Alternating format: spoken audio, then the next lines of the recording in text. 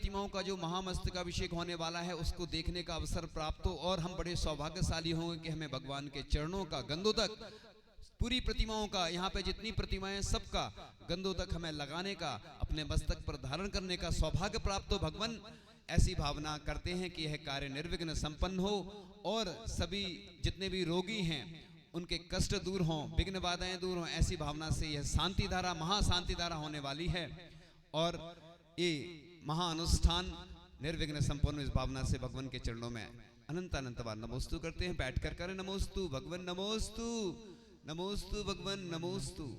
चलो आगे।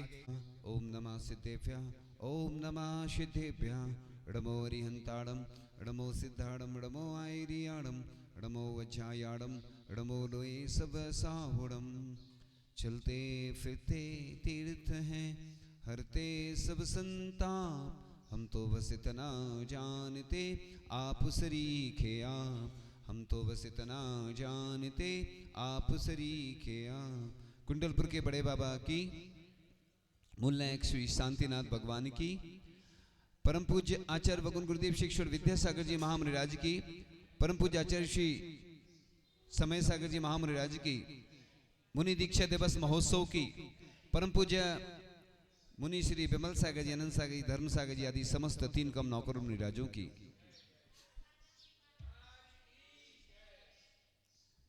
आज का दिन जैन धर्म के इतिहास में सबसे महत्वपूर्ण दिन है, क्योंकि एक नई इबारत लिखी गई थी आज की तिथि में।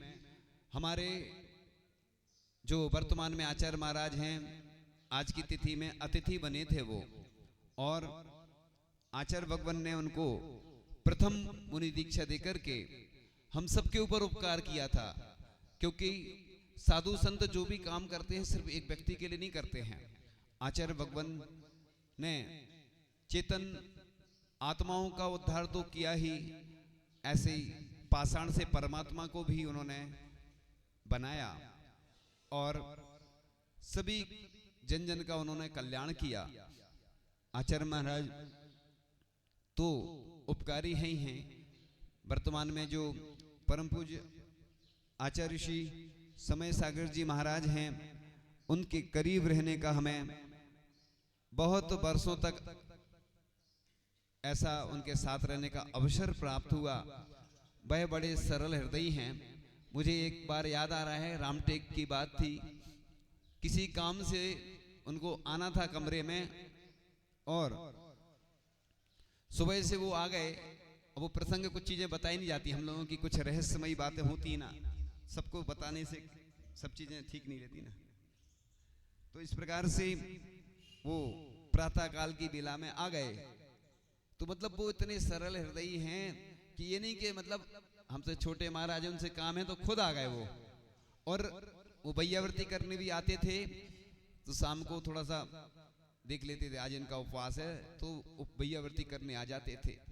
ये होती है सरलता कि मतलब बड़े महाराज होने के बावजूद, वरिष्ठ महाराज कहलाते, ज्येष्ठ, और इतने ज्येष्ठ मुनिराज होने के बावजूद भी वो उनके अंदर कभी ये भाव नहीं रहा कि मैं बड़ा हूं। सबसे बड़ी बात यही होती है, जो ऐसी भावना रखता है वही उच्च पदों को प्राप्त करता है। तो उनके बारे में वैसे मैंने कई बार संस्मरण सुनाए हैं पहले, और सुनाता भी रहता हूं मैं, क्योंकि हम कोई भी काम एक दिन नहीं करते कि दीक्षा दिवस एक दिन मनाते, हम तो वर्ष भर मनाते हैं। और हमारा तो जो टेक्नोलॉजी हमारी चलती, वो कौन सी चलती, इंटरनेशनल चलती है। हमारा मैनेजमेंट है जो एडवांस चलता है। क्यों चलता है? लोग कहते हैं कि हम बाद में करेंगे ये, और हम करते पहले, क्योंकि पल का भरोसा है ना कल का भरोसा।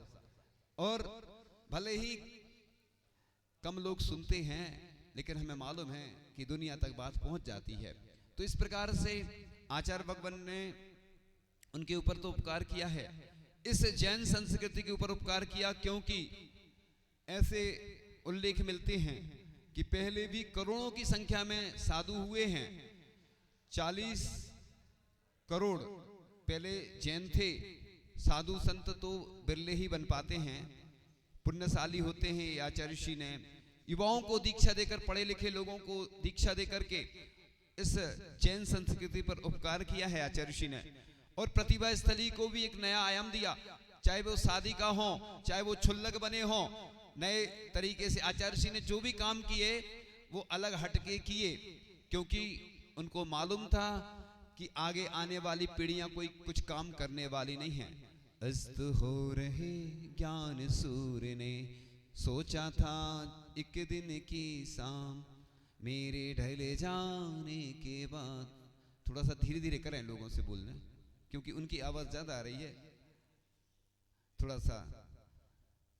तो आचार्य ऋषि ने इन प्राण प्रतिष्ठा करके इन तीर्थों को जीवंत तो बनाया ही, हम सब के ऊपर भी उपकार किया। तो आचार्य भगवान जन जन के हितैषी थे, शासन प्रशासन के लिए भी बहुत उन्होंने कुछ किया। और आचार्य ऋषि के निमित्त से बहुत सारे लोगों की बीमारियां दूर होती चली गई। आचार्य भगवान के ऐसे संस्मरण हमारे पास बहुत सारे हैं जो हम सुनाते रहते हैं समय समय पर। तो आचार्य भगवान की जो साधना थी वो 56,000 वर्ष से ज्यादा की थी, क्योंकि ऐसा ग्रंथों में लिखा है कि वर्तमान में 1 वर्ष की साधना 1000 वर्ष की साधना के बराबर होती है। ऐसे आचार्य भगवान ने 77 वर्ष हम सब के बीच में रह करके उनकी जो आयु थी, हमारे पास पूरा उसका डिटेल है, हमने निकाली थी, काउंटिंग है बिल्कुल। आचार्य श्री की उम्र कितनी थी, कितनी दीक्षा, महीने में, वर्ष में, पूरा हम डिटेल बता देंगे, अभी उपलब्ध नहीं है। तो ऐसे आचार्य भगवान जिनने युवाओं में जोश भरा, युवाओं को जोड़ा धर्म से। और आचार्य ऋषि की भावना थी कि इस तीर्थ क्षेत्र को भी 65 गांवों से जोड़ना है। अभी तो कुछ गांव जुड़े हैं, उदासीन हैं लोग। ऐसे उदासीन लोगों की हमें बिल्कुल आवश्यकता नहीं है, चाहे भले ही थोड़े से दूर के लोग जुड़े, हमें ऐसे एनर्जी वाले लोग चाहिए।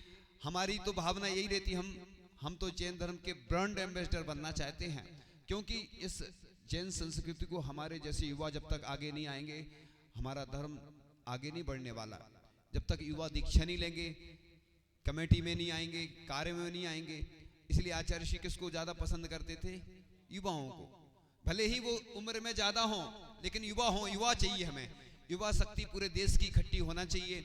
आज स्थितियां आप देख ही रहे हैं, उसके बारे में हम कोई चर्चा नहीं करेंगे। बहुत स्थितियां बदलती जा रही हैं, बिहार में भी लोग नहीं रहते हैं। ये तो आचार्य श्री की कृपा है कि इतने ऐसे ऐसे जब लोग लाभ नहीं मिलता था तो बिहार करवाने में लोग अग्रणी रहते थे। इसलिए सम्मेद शेखर जी की चर्चा पूरे देश में हो गई है हमारी, लेकिन अभी जाएंगे, आराम से जाएंगे। अभी जब तक आचार्य महाराज का आशीर्वाद नहीं होगा, हमारी भावना पहुंच गई है, अभी वेटिंग में है। लेकिन अभी चंद्रगिरी जाने की भावना भी है, और पूरे देश में जो लोग आते हैं वो पूरे देश में खबर पहुंच गई है, विदेश में भी पहुंच गई है। लेकिन अब धीरे धीरे जाएंगे, अनुकूलता से जाएंगे, क्योंकि शारीरिक अनुकूलता देखते हुए ही संकेत जब तक नहीं मिलता। हमारे यहाँ हमारे संघ की एक विशेषता है कि जब तक गुरु आज्ञा नहीं मिलती हम कोई काम नहीं कर पाते। और हम आपको बता रहे कि आप जो भी काम करो प्रभु का और गुरु का आशीर्वाद लेके करोगे तो आप जीवन में ऊंचाइयों पर पहुंचेंगे। जैसे परम पूज्य आचार्य श्री विद्यासागर जी महाराज ने जब भी कोई काम किया तो अपने गुरु का नाम जरूर लिया, और गुरु की कृपा से वो आगे बढ़ते चले गए और उनने अपने लक्ष्य को प्राप्त कर लिया। ऐसे ही मंजिल पर ही रुकना हमको, हो कितनी भी दूर, लंबी राह नहीं कर सकती हमें कभी मजबूर। तो ऐसे जिस प्रकार से तीर्थों में श्रेष्ठ होता है सम्मेद शिखर, मंत्रों में होता है डमोकार मंत्र, और ग्रंथों में तत्वार सूत, प्रतिमाओं में कुंडलपुर के बड़े बाबा हैं, और जो आचार्य श्री के लिए विशेष आराध्य थे। और आचार्य भगवान का जो सपना था वो पूरा हुआ। तो माताओं में तीर्थंकर के माता, पिताओं में तीर्थंकर के पिता, चर्चाओं में आध्यात्मिक की चर्चा, अर्चाओं में जिनेंद्र अर्चा, गुणस्थानों में 14वां गुणस्थान। ऐसे ही आचार्यों में आचार्य श्रोमणी परम पूज्य आचार्य श्री विद्यासागर जी महाराज थे, और परम पूज्य आचार्य श्री समय सागर जी महाराज हमारे लिए जो आचार्य भगवान ने अपना पद उनको दिया है, वो अपनी विरासत, जो उनकी सुरक्षा वो आचार्य महाराज कर रहे हैं। और उनकी दीर्घायु हो, और वो ऐसे ही जैसे परम पूज्य आचार्य श्री विद्यासागर जी महाराज ने जो जैन धर्म का डंका बजाया, प्रभावना की, वैसे ही वह भी करते रहें, और हम भी छोटा सा दीपक बन के उनकी जो दीपमाला है उसमें शामिल होकर के हम भी छोटा सा प्रकाश कर सकें, क्योंकि अपन ज्यादा कुछ नहीं कर सकते हैं, क्योंकि जितनी अनुकूलता रहती है प्रयास करते हैं। तो इस प्रकार से आचार्य भगवान के पास देश के शासन प्रशासन के व्यक्ति आते थे, राष्ट्रपति, प्रधानमंत्री आदि आदि, और आचार्य श्री उनको मार्गदर्शन देते थे। तो इस प्रकार से आचार्य भगवान के पास देश की राजनीति के धुरंधर भी जब चरणों में आते थे तो वह अपने आप को धन्य समझते थे, और हिंसा के तांडव के बीच अहिंसा का शंखनाद किया। मुझे याद आ रहा है, मैंने आचार्य श्री से एक बार कहा था, एक पुस्तक में लिखा है कि हिंसा को मिटाने के लिए अहिंसा के प्रचार की आवश्यकता है। आज किसी भी व्यक्ति से बोलो वो तो हो जाएगा, सब हो जाएगा, मतलब आज लोग बहाने बनाते हैं, इसलिए बहाने नहीं बना के काम पे लग जाओ। कुछ को तुम जगाओ, कुछ को हम जगाएंगे, कुछ अंधेरा तुम मिटाओ, कुछ अंधेरा हम मिटाएंगे। आज समस्याएं ज्यादा हैं। एक किसी ने कहा था कि यदि तुम किसी समस्या के समाधान नहीं हो तो तुमको समस्या हो। आप समस्या नहीं दो, सलाह नहीं दो, सलाह के साथ सहयोग दो। आज चुनिंदा लोग ही आते हैं काम में, कमेटियां बन जाती हैं, संस्थाएं बन जाती हैं, प्रचार प्रसार हो जाता है, लेकिन काम बस थोड़ा सा ही हो पाता है। तो आज परोपकार के कार्य जो आचार्य श्री ने, चाहे वो तीर्थ क्षेत्र हो, चाहे वो गौशालाएं हो, चाहे वो शांति धारा दुग्ध योजना हो, चाहे तीर्थ क्षेत्र हो, चाहे जो भी आचार्य श्री के उपक्रम थे, हथकरघा हो, उन वो तभी चल पाएंगे जब तक आप सहयोग नहीं करेंगे। और हम तो कहते हैं आचार्य श्री हमारे गुरु थे और हैं और रहेंगे, और वर्तमान में भी जो आचार्य महाराज हैं वो हमारे आचार्य महाराज हैं, क्योंकि उन्हीं का पद उनको प्राप्त हुआ है। इसलिए आचार्य भगवान तो चले गए, वो वहां से सब देख रहे हैं लाइव, आचार्य भगवान सब देख रहे हैं। वो भले ही आचार्य के रूप में नहीं है, लेकिन हमारी श्रद्धा आस्था के देवता हैं, क्योंकि हमारे यहाँ जो अच्छे पद ग्रहण करते हैं वो कहीं भी चले जाए, हमारे जो हम आचार्य भक्ति करते हैं प्रातः काल में और शाम को करते हैं, इसलिए करते हैं कि जितने पूर्व आचार्य हैं उनकी भक्ति होती है। पहले सिद्ध भक्ति होती है, फिर सुत भक्ति होती है, यानी देव सिद्ध भक्ति के रूप में देव हो गए, और सुत में शास्त्र हो गए, और आचार्य भक्ति का मतलब होता है गुरु भक्ति, यानी गुरु जो हमारी परंपरा चली आ रही है, ऐसे आचार्यों की देन है। आज हम अपने आप को गौरवशाली समझते हैं, सौभाग्यशाली समझते हैं कि हमें इतनी चतुर्थकालीन प्रतिमाओं के दर्शन हो रहे हैं, और ऐसे चर्या के धनी जो दिगंबर जैन के जो चिन्ह हैं, ऐसे दिगंबर मुनिराजों के दर्शन हो रहे हैं। हम अपने आप को बहुत सौभाग्यशाली समझते हैं।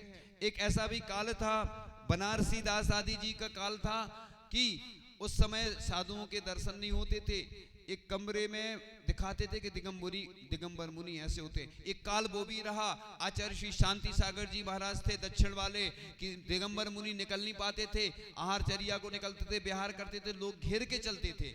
और आज ये बड़ा सौभाग्य है कि हम पूरे भारत में विहार करते हैं, तो बड़ी शान से करते हैं। इसलिए तो लोग अगवानी करते हैं ना साधुओं की, इसलिए करते हैं, आहार के बाद भी अच्छे से छोड़ने जाते हैं, क्योंकि हमारे लिए ये चलते फिरते तीर्थ हैं, इसलिए इनकी सुरक्षा भी हमारा कर्तव्य है। जो तीर्थ होते हैं उनकी तो हम व्यवस्था करते ही हैं, लेकिन ये जीवंत तीर्थ होते हैं। आचार्य भगवान से किसी ने कहा कि आपके शिष्य आपकी फोटोकॉपी हैं। आचार्य जी ने कहा हमारे शिष्य हमारी फोटोकॉपी नहीं है, हमारे शिष्य ओरिजिनल कॉपी हैं। तो इसलिए ऐसा नहीं सोचना कि आचार्य भगवान से जो भी कुछ बोलता था तो बड़े सोच समझ के बोलते थे। और आचार्य जी से किसी ने बोला, आचार्य जी जब आप दीक्षा देते हैं तो क्या सोचते हैं? आचार्य जी बोलते हैं कि मैं जब दीक्षा देता हूं तो मैं ऐसी भावना करता हूं कि जिन्हें मैं दीक्षा दे रहा हूं या जो मेरे शिष्य हैं मुझसे पहले सिद्ध बन जाएं। देखो ऐसी भावना भाया करो। 16 कारण भावनाएं तीर्थंकर प्रकृति के बंध में निमित्त बनती हैं। इसलिए ऐसा नहीं सोचो कि आचार्य भगवान चले गए हमारे बीच से, हमारे हृदय में हमेशा विराजमान रहेंगे। और हम तो कहते हैं पूरे देश में आचार्य श्री के जो ग्रंथ हैं ताम्र पत्र पर, पीतल पत्र पर, ताड़ पत्र पर उत्कीर्ण होना चाहिए। चरणों के बारे में तो कई जगह स्थापित हो रहे हैं। जो जो छोटी छोटी समाज हैं उनके लिए भी हमने व्यवस्था करी है, सब जगह हो जाएंगे, चिंता नहीं करो। हमारे पास कोई ना कोई ऐसे पुण्यार्जक भी आ जाएंगे। आपकी क्षमता नहीं, आप तो हमारे पास आ जाना। हमारे पास बहुत बड़े बड़े पुण्यार्जक की स्वीकृति नहीं मिली है, तो हमें पुण्यार्जक भी ऐसे चाहिए है जो अपनी तरफ से छोटे छोटे गांव में जहां पे कोई एक घर है और उनकी भावना है, जैन दर्शन भाव प्रधान है, इसलिए किसी की भावना है तो चरण जरूर स्थापित करना, मंदिर में करना, संस्थाओं में करना और विदेश में भी करना। ऐसा कुछ नहीं है कि आचार्यशिनी के विदेश तो उनके चरण तो जा सकते हैं। जब प्रतिमाएं हैं वहां लोग प्रतिमाओं का पालन कर रहे हैं। जो व्रत प्रतिमा होती ना, सिंगापुर का हमने उदाहरण दिया था, सिंगापुर वाले व्यक्ति वहां प्रतिमाएं पालन करते हैं। सोचो विदेश में रह के लोग, यहाँ टाइम नहीं है लोगों के पास अभिषेक करने का, लोगों ने व्यवस्था भी कर दी पूरी, तो नहीं है समय लोगों को आने का। अरे ऐसे लोगों को बिल्कुल नहीं बुलाना, मैं निषेध कर रहा हूं। ऐसे लोगों को बुलाना जो अच्छे से आए, है ना, अभिषेक करें। ये क्षेत्र तभी सुरक्षित रहेंगे क्योंकि क्षेत्रों पे कोई रहने वाला तो है नहीं, समाज कोई रहती नहीं, तो आसपास के लोगों का ही कर्तव्य है। जो आचार्य ऋषि का सपना था कि 65 गांवों को जोड़ना, तो सबको जोड़ो, तभी तो ये यहाँ पर अभिषेक करेंगे। ऐसी अतिशयकारी प्रतिमाएं हैं, लोग कहते हैं हम बीमार हैं, हम परेशान हैं, ऐसे प्रतिमाओं के तुम दर्शन करोगे अपने आप सब बीमारी चली जाएंगी, है ना। क्योंकि आचार्य ऋषि ने जो नाम दिया उसको क्या दिया, शांति धारा। अब नहीं, शांति धारा उधर दुग्ध योजना का नाम क्यों दिया, शांति धारा में मंत्रों का उच्चारण होता है। हम तो कहते हैं हमें जानकारी नहीं है, लेकिन उधर मंत्रों के द्वारा ही औषधियां तैयार होती हैं। पहले जब भोजन बनता था महिलाएं 6 डाला पढ़ती थी, स्तुतियां पढ़ती थी, तो उसमें वो भावनाएं आती थी। पहले 64 पहरी पीपर बनाई जाती थी, 64 पहर तक उसमें भावनाएं दी जाती थी। आज मशीनों से बनने लगी, लेकिन मैंने खुद जाके देखा आचार्य ऋषि ने जो भी काम किए, अंतरराष्ट्रीय काम किए, उनके काम तो गिनीज वर्ल्ड रिकॉर्ड में लिखवाने लायक हैं, क्योंकि उनके ऊपर 1500 से ज्यादा पूजन लिखी गई और जो 9वीं तक उनकी शिक्षा थी। लेकिन ये वर्ल्ड रिकॉर्ड है कि सबसे ज्यादा पीएचडी ऐसे संत के ऊपर, मुकमाटी के ऊपर हुई। 3 भाग उसके निकले, समीक्षाएं निकली और देश के प्रधानमंत्री की आंखों में से भी आंसू आए कि एक देश का ऐसा संत हमने खो दिया है जो अरहंत सा था और हमारे बीच से चला गया। तो देश का जब राजा भी अगर ऐसे संत के लिए रोता है, और लगभग 200 या 300 लगभग अखबार में आचार्य ऋषि के बारे में श्रद्धांजलि के रूप में एक लेख आया। ये वर्ल्ड रिकॉर्ड है। अभी तक शायद दिगंबर जैन साधु के लिए तो किसी ने ऐसी श्रद्धांजलि, मेरे अभी तक मैंने बहुत सारे ग्रंथ भी पढ़े हैं, मुझे जो जानकारी है, तो आचार्य भगवान ने जो कार्य किए वो इस देश, हाँ 15 भाषाओं में, तो ये आचार्य भगवान की साधना का प्रभाव था।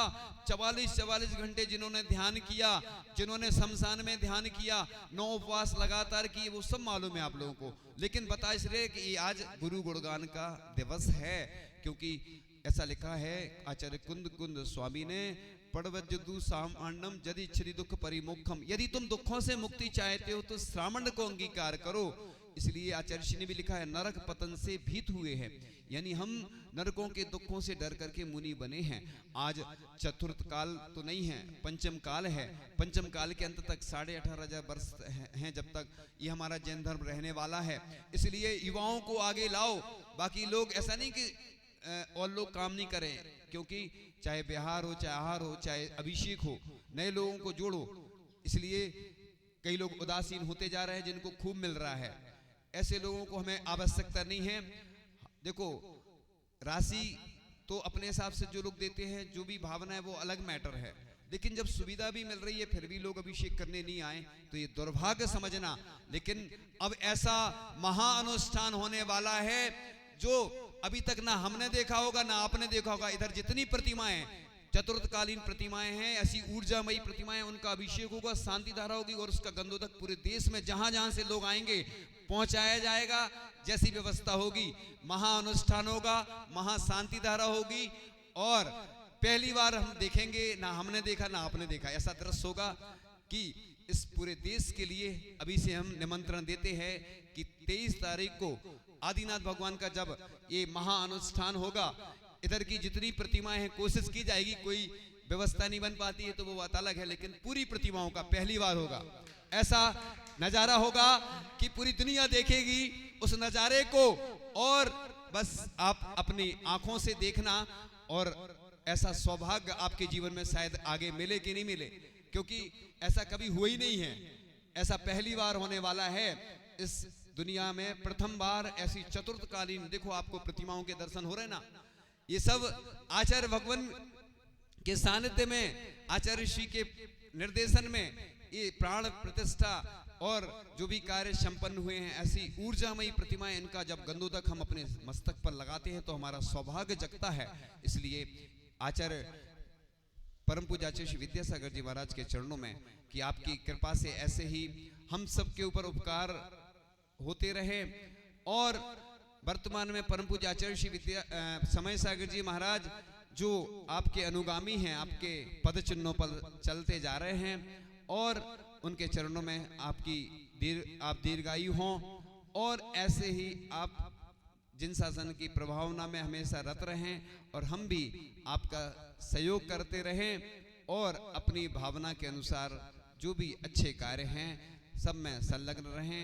इन्हीं भावनाओं के साथ परम पूज्य आचार्य गुरु श्री 108 विद्यासागर जी महामंडल की परम पूज्य आचार्य श्री 108